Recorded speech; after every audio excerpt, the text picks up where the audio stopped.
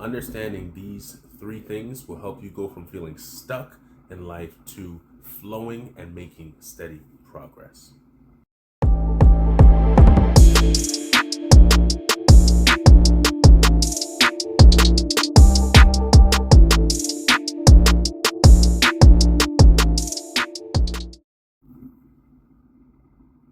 Hi, welcome back to the Legacy Builders, where we help new entrepreneurs achieve their goals by teaching them how to become the person that they need to be in order to do so.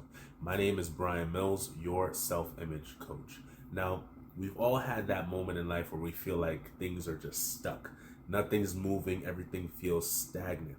But if you can understand these three things that I'm going to share with you, it's going to show you how you can go from being stuck to unstuck by developing a mindset of growth.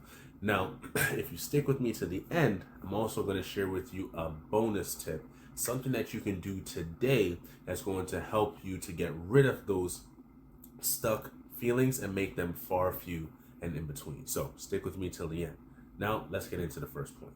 So the first thing that you need to understand is what causes stagnation, what causes that stuck feeling in the first place. And the simplest way I can put it to you is like this: it's over concentration in one specific area. Now, that area could be a situation or circumstance that you're going through. That area can be a problem that you're facing. That area can be whatever it is that is holding your attention in life, but over concentrating on that one particular thing. I want you to think of it like a river, right? When a river is flowing, everything is good. The water is alive, it's fresh, it's clean, it's constantly moving. But the moment that the water begins to settle in one area, in one spot, and there's no longer a consistent flow coming in or going out, what happens to that water? It begins to spoil, it begins to rot, it begins to smell, it begins to go bad. It's the same thing in your life.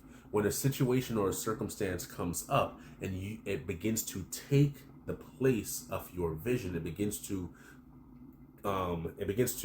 take all of your attention and causes you to focus everything you have on that one particular area. It's going to make you feel like you're stuck because there's no longer any forward progression, and your vision is no longer on the bigger picture, but it's so preoccupied with the thing that you're facing right now. So the first thing you have to understand, as I said, is understanding what causes the stagnation in the first place. And I want you to think about it. Are you over concentrating on any particular area right now? Is there something that you're facing? Is there something that has come up in your life? Is there a particular situation or circumstance or something that hasn't even happened yet that you're worrying about, that you're constantly focusing on, and all of your attention is on that you've completely forgotten about the bigger picture? Is it making you feel stuck? It most likely is. So the second thing that you need to understand if you're going to develop a mindset of growth is that you have to remember that you are the one that's in control. You see, you have to learn to live your life from the inside out and not from the outside in. What do I mean by that? Many times when there are situations, circumstances, problems, whatever it is that you're facing, we tend to cause that problem to make us make decisions that we won't normally make. And instead of holding fast to the vision that's on the inside, we take what life has given us at face value, and it is what it is. There is nothing else. But if you can learn to live your life from the inside out versus living it from the outside in, whatever life throws at you is not going to phase you, but you will use it to your advantage and turn it around for your advantage and your good. I want to give you an example. Think back to, or just imagine with me, when the cell phone was first being created, or the idea of a cell phone was first being created. A device that you can talk to someone else. Doesn't matter the distance they are away from you, but you can talk to them. It doesn't have to be connected to any wires, but you can send your voice through the air and it can reach someone else on a device that will receive your voice and allow you to communicate with someone that can be miles and miles or on the entire other side of the world away from you. Just think about that. Today it sounds completely normal, but back then when it was first being thought of, I'm sure the other people that heard it thought that that individual was absolutely insane and was crazy. The situations and the circumstances and the environment of the time were not conducive to that type of vision. But the individual that came up with the idea did not let the outside circumstances dictate what was going to happen.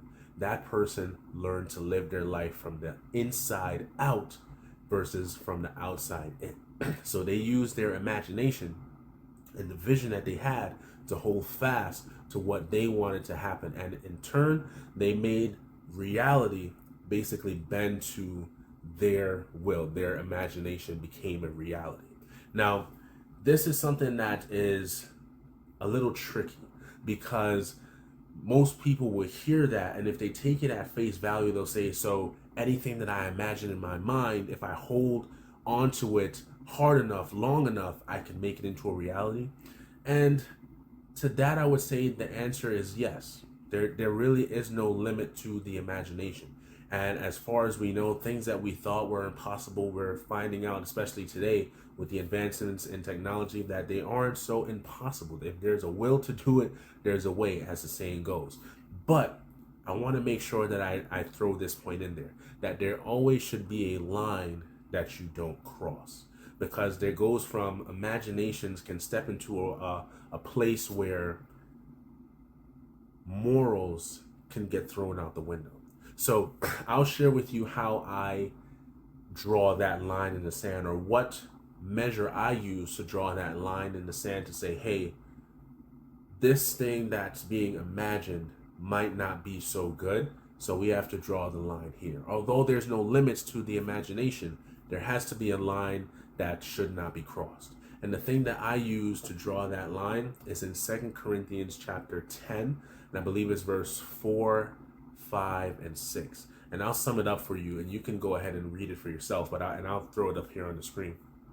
But it's basically saying that we take into captivity every thought that would try to exalt itself against the truth or the knowledge of God. Simply meaning this, that if it's something that goes against the word of God, and for me as a believer, that's what I take. So if it's something that goes against the word of God, right, it's not something that should be pursued. It's not something that you want to bring into manifestation. So if it goes against the truth of the knowledge of God, of the knowledge of Christ, it's something that you should stay away from. And that's how I draw the line in the sand when it comes to that. So yes, I do encourage, live your life from the inside out, but set a standard for yourself. Don't let the things that are on the inside come to the outside and be harmful or degrading or not good for yourself and others around you. So you want to make sure that there's a standard that you're upholding. Let's move on to number 3. The third thing is always keeping the bigger picture in mind. See, just as I was sharing with you in the first point that I was making, when you become over concentrated in one particular area, that thing takes on your entire vision, right? You've taken your eyes off of the bigger picture and you're now focusing on just what's right in front of you. You have to learn to do this, and it's a saying that we used to have in football. And most, if you've ever played football, you've heard this before. But for those of you that are not sports enthusiasts or never played the sport, we would always say, keep your head on the swivel. Although you're focusing on the player that's right in front of you, you have to keep your eyes open for what's happening around you as well. So I want to tell you to keep your head on the swivel, meaning that although you're dealing with what's right in front of you right here, don't lose sight of the bigger picture. Don't lose sight of your vision, because if you lose sight of your vision, that's what's going to make you feel stuck, because you've gotten so overly concentrated with what's right in front of you that you are no longer making progress, or no longer looking to make progress on on the vision that you're trying to accomplish. Right. So I hope you're ready. For those of you that have stuck with me till the end, I want to thank you, and I let you know that I appreciate you. And as promised, here is the bonus that I have for you. It's a simple thing that you can do that's going to help you make those feelings and those times of feeling stuck and stagnant become far, few, and in between. And I kind of touched on it in the last point that I gave you, but the simple technique that you can use is having your vision written down. You see, there's so much power in having a vision statement. Every major company has one.